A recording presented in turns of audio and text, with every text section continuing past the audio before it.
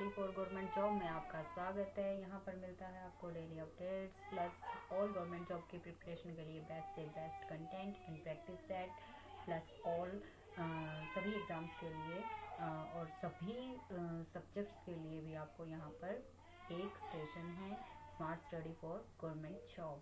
सो आज हम आपको कराएंगे टॉप 25 इकोनॉमिक्स से रिलेटेड क्वेश्चंस जो कि हर एग्ज़ाम में पूछे जाते हैं आपसे एंड बहुत ही ज़्यादा इम्पोर्टेंट है। आज की इस वीडियो से आपके क्वेश्चंस के 3 से 4 नंबर आपके पक्के हो जाएंगे।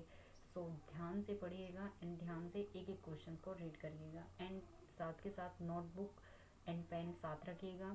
सभी क्वेश्चंस आपको अपने नोटबुक में नोट करने हैं या फिर दिमाग में नोट करने हैं। एक चीज़ में नोट आपको करने पड़ेंगे, तभी आपको एग्ज़ाम में हेल्प मिलेगी। एंड अगर आप ढंग से सुनेंगे भी और ढंग से क्वेश्चंस के आंसर करेंगे तो आपको लिखने की ज़रूरत भी नहीं पड़ेगी। अपने दिमाग में ही अपने आप जब आप एग्ज़ाम में बैठोगे तो अपने आप सेट हो जाएगा।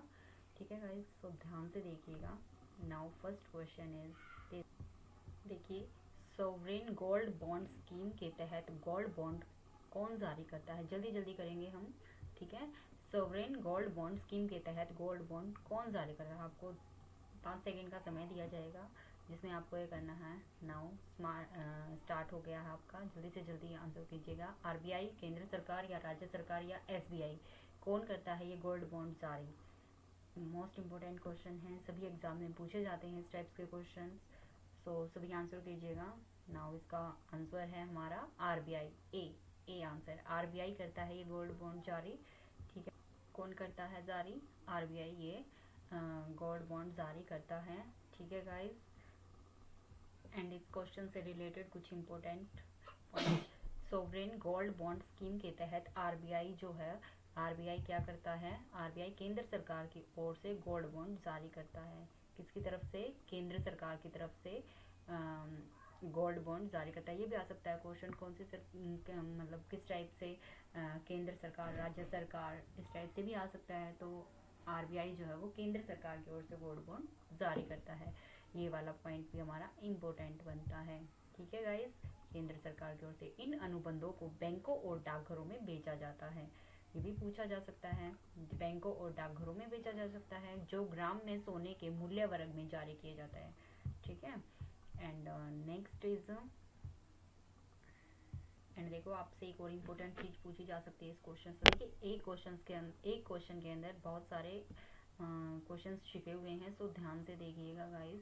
अनुबंध का कार्यकाल 5 साल पूरा होने के बाद बाहर निकलने के विकल्प के साथ 8 साल की अवधि के लिए होगा। ठीक है, 5 साल पूरा करने के बाद जो बाहर निकलने की अवधि है वो कितने साल की होगी? 8 साल के लिए हो जाती है। ठीक है, एंड उसके बाद क्या है? अनुबंध प्रारंभिक निवेश की राशि पर प्रति वर्ष 2.50% निर्धारित दर से ब्याज लेते हैं। कितना ब्याज लेते हैं? 2.5। ये आप क्वेश्चन पेपर में नहीं आने वाला, ये वाली चीज़ पेपर में नहीं आने वाली, लेकिन फिर भी मैं आपको बता रही हूँ।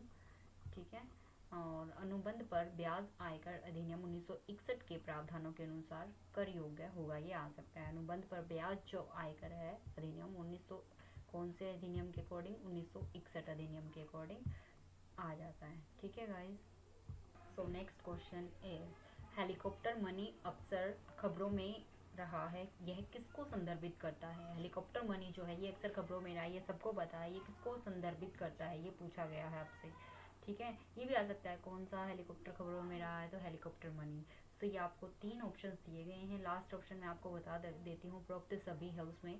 तो ये 4 ऑप्शन है आपके पास, इसमें से आंसर करना है। ए क्या है? बड़ी राशि का मुद्रण और उसे जनता में वितरित करना, या फिर कानूनी रूप से मान्यता प्राप्त सुलभ मुद्रा, या फिर विदेशी रिजर्व का उपयोग करके तरलता बढ़ाने के लिए बैंकों को सस्ते ऋण की सुविधा देना। इनमें से बताइएगा, सोच समझकर आंसर दीजिएगा गाइस। इसका क्या आंसर आएगा? इसका क्या आंसर आएगा? सभी बताइएगा।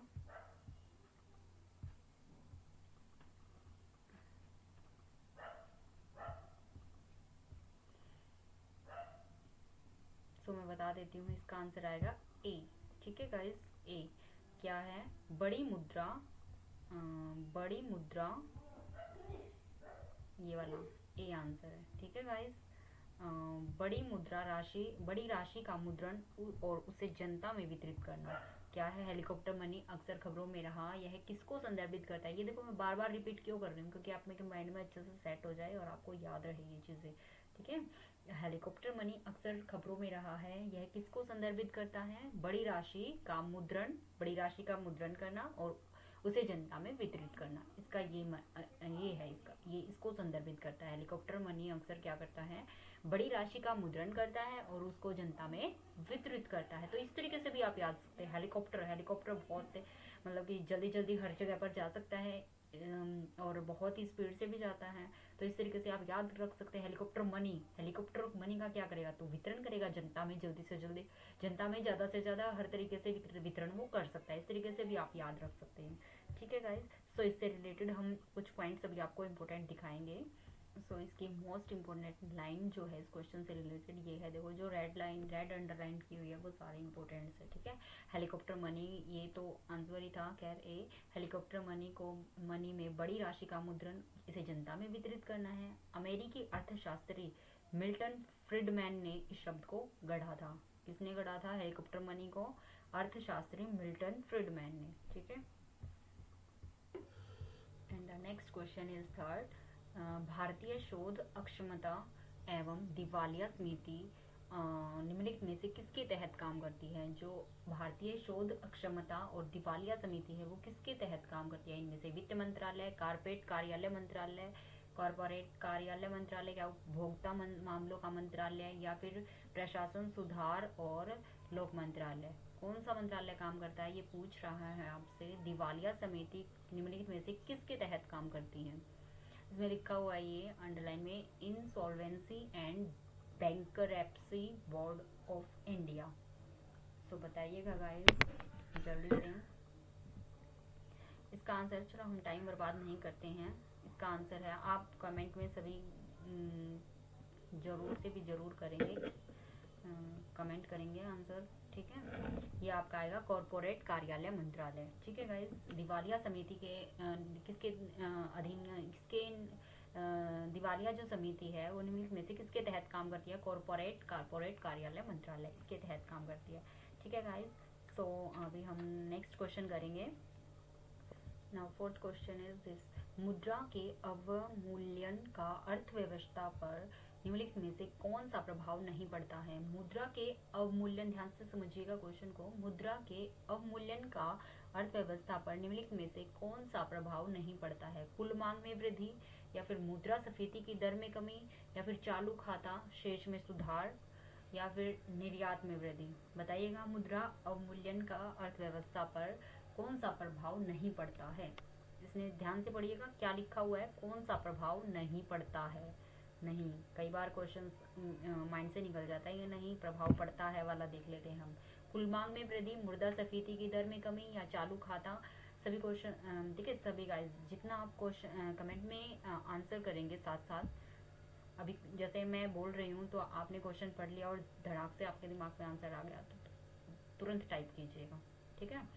सो इसका आंसर है कौन से प्रभाव नहीं पड़ता है? मुद्रास्फीति की दर में कमी से प्रभाव नहीं पड़ता है। मुद्रा के अवमूल्यन का अर्थव्यवस्था पर निम्नलिखित में से कौन सा प्रभाव नहीं पड़ता है? मुद्रास्फीति की दर में कमी, ठीक है guys. So next question is, now fifth question is this, आवर्ती जमा किस प्रकार का जमा है? किस प्रकार का जमा है? व्यापक जमा, डिमांड डिपॉजिट, या फिर समय जमा, या उपरोक्त में से कोई नहीं? सभी बताइएगा इसका आंसर, जल्दी जल्दी कमेंट में करिएगा। आवर्ती जमा किस प्रकार का जमा है? समय जमा, ये किस टाइप का जमा है? समय जमा। टाइम डिपॉजिट, ठीक है, समय जमा इसका आंसर है। एंड नेक्स्ट क्वेश्चन इज, किस क्वेश्चन से रिलेटेड कुछ मोस्ट इम्पोर्टेंट पॉइंट्स है जो कि आपके एग्जाम से भी रिलेटेड है और आपकी डेली लाइफ से भी बहुत ज़्यादा इम्पोर्टेंट है, जो कि आपको पता होनी चाहिए, ठीक है गाइज। सो आवर्ती जमा एक प्रकार का समय जमा ही होता है, ठीक है। बैंक डिपॉजिट दो टाइप के होते हैं, डिमांड डिपॉजिट और समय जमा राशि, ठीक है। डिमांड डिपॉजिट और समय जमा राशि। डिमांड डिपॉजिट जो है वो क्या होता है? जो कम दरों पर जमा किए जाते हैं, और समय जमा राशि क्या होता है, ये एक निश्चित परिपक्वता के लिए धन रखा जाता है, कुछ निश्चित टाइम के लिए, ठीक है। समय जमा राशि, समय, इससे समझ जाना आप, ठीक है। डिमांड डिपॉजिट जो है जो कम दरों पर जमा किए जाते हैं, और समय जमा राशि क्या है, जो कुछ समय के लिए जमा किए जाते हैं, कुछ समय के लिए धन रखा जाता है वो। और डिमांड डिपॉजिट का डिमांड, इनमें डिफरेंस देखना ध्यान से। जो डिमांड डिपॉजिट है वो क्या है, देखो उनकी समय अवधि तय नहीं होती, ठीक है, लेकिन इसमें तो समय ही लिखा गया, समय राशि जमा, समय जमा राशि, तो इसका मतलब तो कुछ समय के लिए रखे, यानी इनकी समय अवधि है, तय है, ठीक है। डिमांड डिपॉजिट की समय अवधि तय नहीं होती है। और डिमांड डिपॉजिट का एग्जाम्पल क्या है, चालू और बचत खाता, ठीक है, चालू और बचत खाता, ठीक है, ये जमाकर्ता वाला होता है। इसमें कुछ अवधि के लिए, कुछ टाइम के लिए होता है, सो ये डिफरेंस भी आपको पता होना चाहिए, ठीक है। So next question, now next question is sixth. Bharat के नियंत्रक एवं महालेखा परीक्षक के संवैधानिक प्राविधानों का अनुच्छेद ब्लैंक लेखा परीक्षा प्रतिवेदनों से संबंधित होता है। सो कौन से आर्टिकल के बारे में बात कर रहे हैं, ये बता रहे हैं आपको, कौन सा आर्टिकल है ये हमारा, आर्टिकल 151, इसके बारे में बात कर रहे हैं, ठीक है। इसमें लिखा हुआ ये चीज़, इसमें है ये चीज़, भारत के नियंत्रक एवं महालेखा परीक्षक के संवैधानिक प्राविधानों का जो अनुच्छेद है वो 151 है, 151 लेखा परीक्षा प्रतिवेदनों से संबंधित है, ठीक है। पूछा जा सकता है महालेखा परीक्षक संवैधानिक प्रावधानों से रिलेटेड कौन सा आर्टिकल है, तो 151 है। लेखा परीक्षा प्रतिवेदनों से रिलेटेड कौन सा आर्टिकल है, कौन सा है इनसे संबंधित, तो 151 है, ठीक है। सो नेक्स्ट क्वेश्चन इज, देखो इसके बारे में कुछ इंपॉर्टेंट पॉइंट्स हैं। 140 article 148 to 151 of the Indian Constitution deals with the office of CAG. He is appointed by the President of India by a warrant under his hand and seal. Okay, so next question is, seventh question, वित्त आयोग को किसके द्वारा प्रत्येक किसके बाद नियुक्त किया जाता है। सो दो क्वेश्चंस बनते हैं इसमें, वित्त आयोग को किसके द्वारा प्रत्येक किसके बाद नियुक्त किया जाता है। सो इसमें ऑप्शंस दिए गए हैं, 6 वर्ष राष्ट्रपति, यानी कि 4 वर्ष प्रधानमंत्री, 3 वर्ष सर्वोच्च न्यायालय, या 5 वर्ष राष्ट्रपति।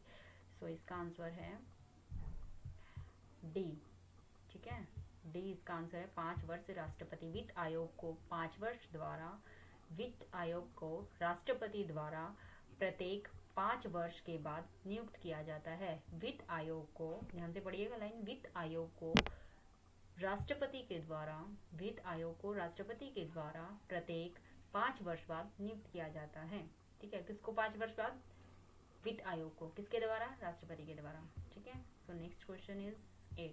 सो 8 क्वेश्चन इज दिस, निम्नलिखित में से कौन सा कार्य या ड्यूटी भार के नियंत्रक को और महालेखा परीक्षक द्वारा नहीं जाता, ठीक है। क्या पूछ रहा है, ध्यान से पढ़िएगा, कौन सा कार्य भारत के नियंत्रक और महालेखा परीक्षक द्वारा नहीं जाता है, इनके द्वारा नहीं जाता, ना नियंत्रक द्वारा जाता, ना महालेखा परीक्षक द्वारा जाता, ऐसा कौन सा कार्य या ड्यूटी है। सो इनमें से ऑप्शन दिए गए हैं आपके पास, बताइएगा। ए क्या है, भारत में समेकित निधि से हुए सभी व्ययों की लेखा परीक्षा करना और रिपोर्ट देना, या फिर आकस्मिक निधि और लोक लेखों में हुए सभी व्ययों की लेखा परीक्षा करना और रिपोर्ट देना, या फिर सभी व्यापार विनिर्माण और लाभ हानि लेखों की लेखा परीक्षा करना और रिपोर्ट देना, या फिर डी जो ऑप्शन है सार्वजनिक धन की प्राप्ति और निर्गमन को नियंत्रित करना। तो बताइएगा गाइस, सभी ऑप्शंस में बताएंगे कौन सा आंसर होगा इसका, ध्यान से देखिएगा सभी, एक बार और देख लीजिए ध्यान से क्या आंसर होगा। सभी बच्चे कमेंट में आंसर जरूर करेंगे, क्या आंसर होगा बताइए गाइस, सभी बताइएगा। तो इसका आंसर होगा हमारे पास डी, ठीक है गाइस, डी इसका आंसर होगा, सार्वजनिक धन